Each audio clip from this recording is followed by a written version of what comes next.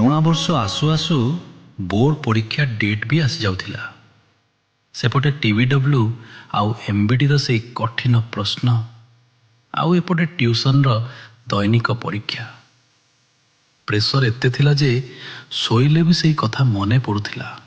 ପରୀକ୍ଷାରେ କ'ଣ ହେବ? ଟେଷ୍ଟ ପରୀକ୍ଷା ପରେ ତ ସ୍କୁଲ ଯିବା ବନ୍ଦ। ଦିନ ରାତି ଘରେ ବସି ପଢ଼ିବାକୁ ହୁଏ।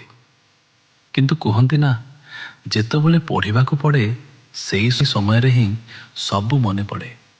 ଖେଳିବା, ଟିଭି ଦେଖିବା ଆଉ ସାଙ୍ଗମାନଙ୍କ ସହ ମୌଜ ମସ୍ତି। ଯିଏ ଯେଉଁଠି ଦେଖିଲା ଗୋଟିଏ କଥା, ଯା ପଢ଼ିବୁ, ମାଟ୍ରିକ ପରୀକ୍ଷା ଅଛି।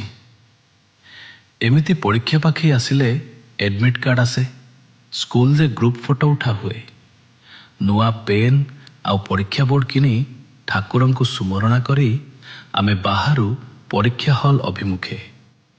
ହେଲେ ସେଇଠି ହିଁ ଆରମ୍ଭ ହୁଏ ଅସଲ ଯୁଦ୍ଧ। ପ୍ରଶ୍ନପତ୍ର ଦେଖିଲେ ମୁଣ୍ଡ ଟିଣ ହୋଇଯାଏ।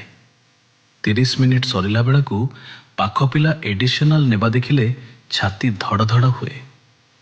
MCQର 4ଟା ଯାକ ଅପସନ୍ ସମାନ ଲାଗେ। ପରୀକ୍ଷା ହଲ୍ରୁ ବାହାରିଲେ ଘରେ କହିବାକୁ ପଡ଼େ, ପରୀକ୍ଷା ଭଲ ହୋଇଛି, 80 ମାର୍କ ଆସିଯିବ।